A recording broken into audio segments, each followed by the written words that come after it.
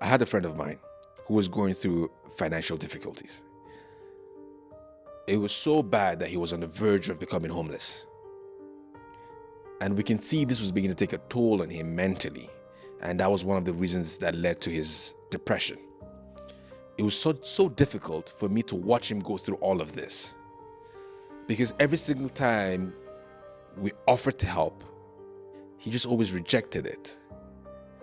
Because he never, for some reason, never seemed to wanted to appear weak in front of us, or he just refused our help. It made me see the importance of being vulnerable and sometimes seeking for help if you need it. And I also saw how difficult it was to do that because it takes a lot of strength. In this episode, we sit down with Alan Reid. He gives us an insight on how he has dealt with his own mental health challenges and how he's dealt with vulnerability and what coping mechanisms he's used to be able to overcome that. So enjoy this episode with Oxymoron Podcast. Indulge.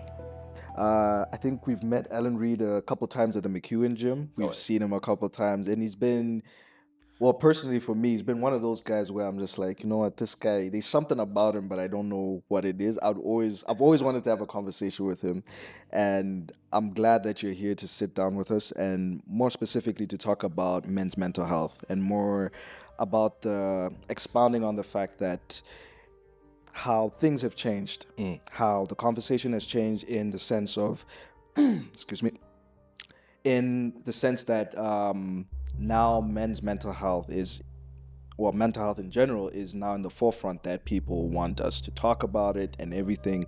But the biggest conversation when it comes to men's mental health is how it's taken, if it's being taken seriously, if certain men will be like they're not being heard. So I don't know if any case or if there's any story where there's been that alignment where you've tried to go with the societal changes and maybe there was some pushback, or how did you go with the societal changes of being able to be vulnerable and open up and be honest about your mental health? Well, I suppose it's I guess the story brings me back to when I was still in university and college with Grant McEwen, and I don't know how aware you guys are with our involvement with men's mental health in the Movember project that we put together with Keenan and Bobby, the Mighty Most Social, as it's been developed over the years. But it started just as a house party, and really the way that we started getting involved, we just had a jar at the entrance of the house, and people would put a couple dollars in or some cash in there. But at the time, Movember was more specifically focused on prostate cancer, and that's how I got involved. Prostate cancer runs in my family. We lost a couple family members to cancer, and at the time we were pretty passionate about getting involved, and I think there was obviously a lot of I guess a lot of excitement around the fact that, you got to just grow a mustache for a month and no one would call you out for having one, right? So we started kind of getting involved and on top of that. And then over the years, that started, the party started getting a little bit bigger from a house party, rewind here or fast forward a little bit, I guess, to about 4 years ago when Movember started then being a little bit more correlated with men's mental health. And at the time we started getting involved with I guess a couple establishments here in the city that were focused on mental health and the stigma around men's mental health. And for us at that point in time, that's how we started then transitioning over to the discussions of men's mental health. I have a brother that suffers from depression and as well as some mental health issues. So at the time we showcased his story, and then we decided to launch our first, Mighty Most Social. And at the time we brought MLAs that we had here in the city. We had testimonials from other men in the city, and we raised a fair bit of money for it, as well as bringing in other additional individuals that were able to kind of shed light on it. So I guess the the change, I know that you're probably more focused on how did we start talking about it, but for us it was more of a gradual transition. I don't think that at any time did I say, well, I wasn't going to talk about it or I was going to talk about it. It just so happened I guess the wrong terminology would be that it fell in our lap. It didn't per se fall in our lap, but as Movember got more involved with it, it started coming up on our radar more, so it allowed us to then really wrap our arms around it and be involved as the years kind of came, knowing that we had some personal stories. And obviously Bobby and Keenan were very passionate at the time about everything that's happened in the last couple of years with the BLM movements and everything. How can we also shift this focus, knowing that it's 3 colored individuals running this or spearheading this project? How do we also get it focused on the colored community and how mental health has affected us? So that's essentially how we got involved in men's mental health. Mm-hmm. How has your personal journey when it comes to being able to handle your mental health as a man, how have you navigated that in being able to control societal pressures and also your own internal pressures and outside pressures? Yeah, it hasn't always been easy, of course. I mean, there's the societal pressure, and I think growing up playing competitive sports, I was taught, and still to this day, I mean, you were taught if playing hockey, if you're not unconscious or broken, you can get yourself off the ice. No matter, if something kind of happens, you tough it out, right? That's always the mentality, tough it out. And to this day, I mean, I just had an MRI last week at the end of the week because I was playing hockey a couple weeks ago and completely annihilated my shoulder, dislocated it, separated it. I couldn't get it back into place but because I want to still kind of play around the fact that, tough it out, I went on the bench and got someone to try and put it back in, and who knows what kind of damage are we going the surgery route? I mean, I remember when I crashed my first motorcycle, shattered my ankle, knocked myself unconscious, but I still was like, instinctively, I was that mentality of toughing it out was get up, even though you're half conscious. I was walking on my ankle with my boot, but it was shattered to pieces. I still tried to jump on my motorcycle, and I did, and drove it away. And my mentality when I got to the trailer was, I'm seeing stars. Like I'm falling in and out of consciousness. Just give me a beer. I'll have a beer and I'll go back out. And until someone said, listen, relax, like take your boot off your ankle. And it was it was surgery and everything. But the stigma that we have in society and being a male and growing up is that tough it out. You're fine. So for me, I think my situation is a little unique. I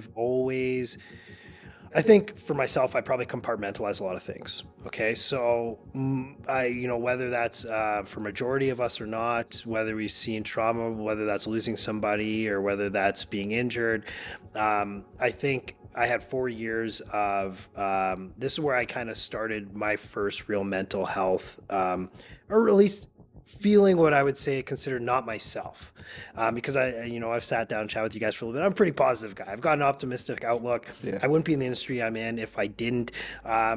I love the mentality of you put me back into a corner and I'll fight my way out. That's how I function. That's when I do my best work. And that hasn't changed for me. Growing up as, one of the only black guys in a small community, getting into a lot of fights a lot of the time. That doesn't change. So that fighting mentality was fight or flight for me was always fight. My sister's very similar to that as well. But before my wedding, prior to that. I started losing vision one morning in my left eye. So I was waking up in the morning, completely blind in my left eye. And then as the day would go on, the vision would slowly start to come back. And typical male mentality, or at least for myself, is I'm fine. It'll be fine. And then my mom came down to visit, and I was like, man, my eye's getting kind of blurry watching this movie. And she said, okay, I'm booking you an appointment for the optometrist. And, grown man, mom's still booking appointments for the optometrist for you. And I went in there, and the optometrist looked at me and she said, I need you to go to the Royal Alec Hospital right now. And I said, okay, no problem. So I ended up going to the Royal Alec Hospital, and what had happened is I had formed a blood clot behind my left eye. So yeah, typically what happens in a situation like that is you have to go to the Heart and Stroke Foundation, because that blood clot can move into your brain and provide cause a stroke or a brain aneurysm, and you can just die. Yeah.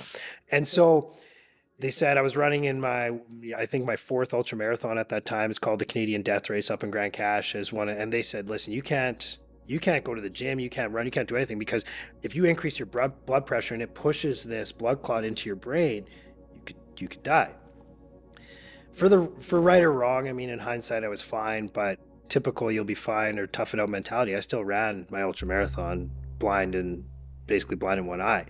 But I had to go for 4 months to get surgery. So the surgery entailed, you lay on a table, they take this little spoon thing and it basically pulls your eye out, and then they take and you're awake during all of this, and they take like a Q-tip to put the freezing onto the side of your eye, and then they inject it with a needle, so you feel the pressure of the needle going in your eye. It's like, they say you'll hear a pop. Yeah, it's like popping a balloon. You literally hear a little, and then it goes into your eye and they inject. So I did that for 4 months, got a clean bill of health, and you recover. So now you have to rebuild. So I'm a pretty active athletic person. Okay, well, now you have to rebuild up to the point of where you were, because you've fallen down. You lose, as you guys know. You guys go to the gym. If you're not training for a month, even a month is enough to lose 70% of what you've built. So you bring yourself back up now. So now you need 2 months to get back what you lost in 1 month. So we rebuilt it.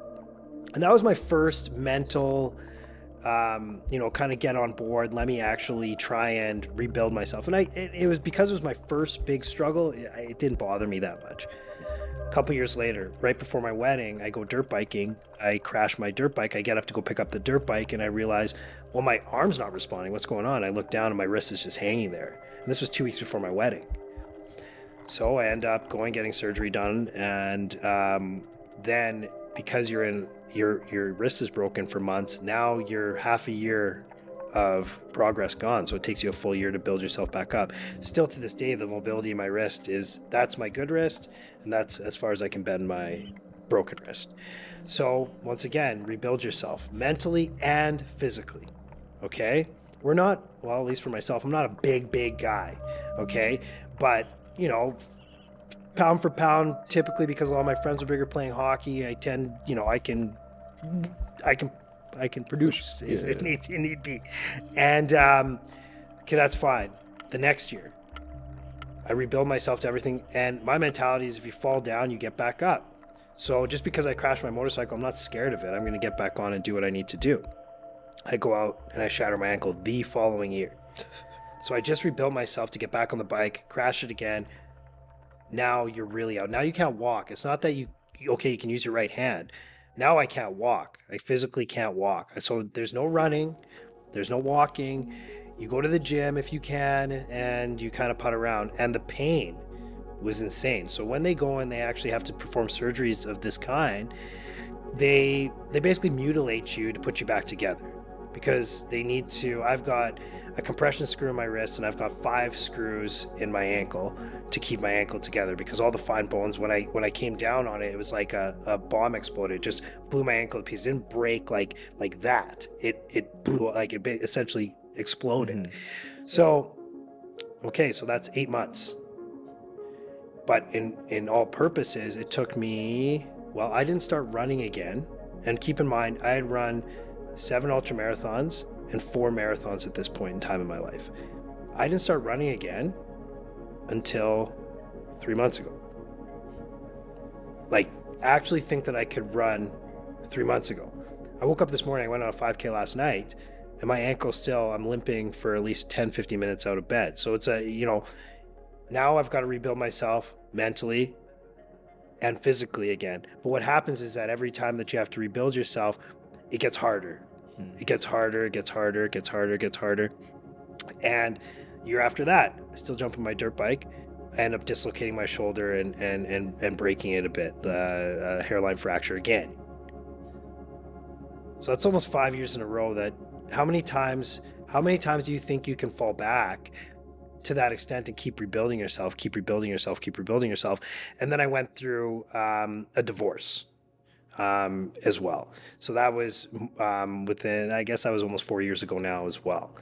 So the thing about divorces is, at least in our particular situation, was it, no matter what happened or transpired, you will always deal with the reacclimatization of a new life without that person or without that group of friends or whatever, because no matter what happens, that's the reality of life. People are like that, whether it was good or whether it was bad, that's what happens. And because of that, you're also losing things.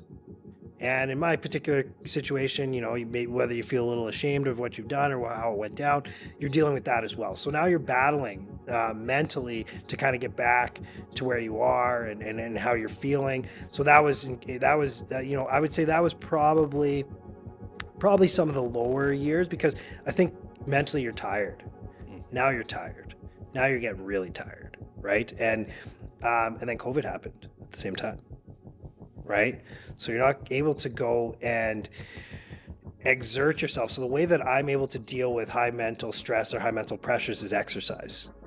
It's the best solution to clear your head, because all that pent up. So they say anxiety, typically, I was watching a Netflix documentary. They say it's the body's fear response back in the day, right? So typically it's fight or flight. But anxiety in our day, what are we? Right now, if you're suffering from anxiety, usually it's pressures or stresses built up from other experiences. So you can't fight a ghost. Yeah. You can't run from a ghost. So how do you deal with this, especially during COVID when you're not able to? So exercise is great because it allows you to get that, for me, that fight out, right? Because what did I say? I'm always a fighter, I'm not flight. So maybe it's people with anxiety, it's difficult if you don't have that fighter mentality. Because for me, I'll go to the gym and I'll fight myself. I'll push myself a little harder that day, right? So that's how I deal with it. Or I'll look at my watch and I say, well, I'm racing myself today. This is my ghost. Can I run faster than I ran yesterday? Can I swim faster? Can I bike harder? Right? What can I do? So during COVID, I couldn't do that. So that's when the intrusive thoughts start. You start kind of looking at, well, what is there around? Alcohol.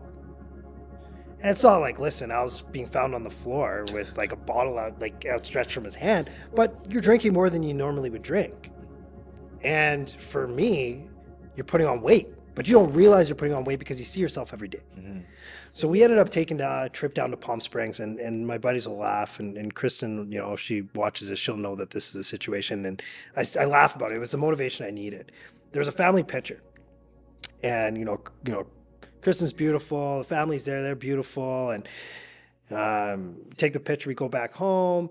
And I look at the picture. I'm like, oh, nice picture. I'm like, who is that? I was like, what? I looked at Chris. I said, how did you let me get this fat? And she said, I didn't really notice. I'm like, how could you not? Right? How could you not notice? And so I walk around at about 170 pounds on a regular. That's usually my active weight. Yeah. I've gotten as high as 185, and that's when I thought that I wanted to be bulkier, but it's, for guys like us, the slim look, you look kind of weird. At least for me, for my style, I didn't look how I wanted to look. So I was 210 in that picture. 210. Sheesh. What do you do with that? Big boy. You try and run a kilometer, you can barely walk a kilometer. I mean, it was tough for me, right? So I called Mackay here in the city. We've kind of been buddies over the years, and I said, listen, you gotta train me or something here. And because during COVID, I couldn't go to the gym still, so we would do virtuals. And I lost pretty well all of that weight within about 2 months. Just stripped it off. Mm-hmm. And then I need the motivation for a year, so I joined another gym. I started doing that. And now I'm back to the point where Al doesn't need motivation from others anymore. Al's back to motivating himself. On to Unpacking Black Mental Health. We're here with Zainab to look into Alan Reid's episode where he dealt with several, he had to deal with his mental health in several ways. Obviously, we're going to dissect certain ways in which certain things were positive and certain things were negative. And obviously, we have insight from Zainab here with us to just dissect everything from the episode that we had, and obviously give us professional intake on how to deal with these certain situations. I'm ready to go. I think, for Alan, it was really just a few things came out that I was like, wow, this is kind of interesting. Kind of watching it, I was really surprised at the amount of injuries he sustained. Were intense. One thing that kind of like I was listening to him and I just heard in my mind was like, strong men don't ask for help equals strong men die, right? So you say, okay, I'm strong and I'm going to tough it out. And there's this tough guy thing. And society has done a very good job of making that super attractive. I mean, you look at the Disney princess movies, you see the brawly guy, he comes and he's saving the day. Nobody cares about how he cut through the thorns to get to the tower, or the dragon he had to fight to get the princess, and how his arm is probably dislocated and all of that. He still has to move forward. And I think that's an unrealistic expectation we put on young boys and men, and to just, be okay with whatever happens to them. Historically, men have had the most difficult jobs, the most difficult positions in the infrastructure of society, and essentially catering to its underbelly. And I think that's a big part of our society that, and the male experience that is heavily neglected. And then we glamorize this Machiavellian guy who's like just, mysterious and is a bad boy, and that's the guy that everyone wants. Yeah. The one who doesn't show his emotions and is so stoic and just, and not to be controversial, but to be controversial. I saw a video on Instagram. I think I was just scrolling through and I saw this video of like Andrew Tate saying like men who like show their emotions or what's bad in society, and they turn out to be school shooters and this and that. And I was like, what? I don't know. Not that's accurate. Like it's a nice shooter, and I said, very unhealthy. And you think of the ears that are here, the amount of people he has access to when it comes to that information. I mean, we know that the percentage of men who die from suicide every year, it's like triple the amount of women. It's high. The level of alcoholism and addiction in men is almost quadruple that of women statistically in Canada. So, I mean, when we look at homelessness, the homeless population, men are more heavily affected than women, right? We look at on-the-job injuries, men are more affected than women in that. We look at so many different areas of our lives that, kind of flow into each other, even in family dynamics when it comes to like divorce and like custody and, some of those things. Not to say that everyone is, and of course there's struggles that women do experience in those situations as well. Yeah. But, when are we really going to highlight and focus on what men experience? And I think that Alan was really able to articulate that when he talked about the tough guy, act and, what is the motivation for this, that, and he was just like, I fell on the ice or something playing hockey, and I got up and like popped my shoulder back in. Shoulder back, yeah. At what point is the ambulance called? Like, there's just, and the ignorance of the well-being for men, like health-wise, like, he said to the hospital, they took his mom, coming to say like, okay, we'll book you an appointment, like you're going blind. Logically, we need to, so there's this messaging that comes from men. It's like, okay, yeah, your bodies are just to take pain. Sit in pain. Yeah. Just marinate in it and be okay with it. But then like still work, still do, still perform, right? And so if a man is going through something difficult, you really want to kind of check in and say, hey, of course, and you gave that example of your friend who, was near to homelessness and still saying like, yeah, I don't need help.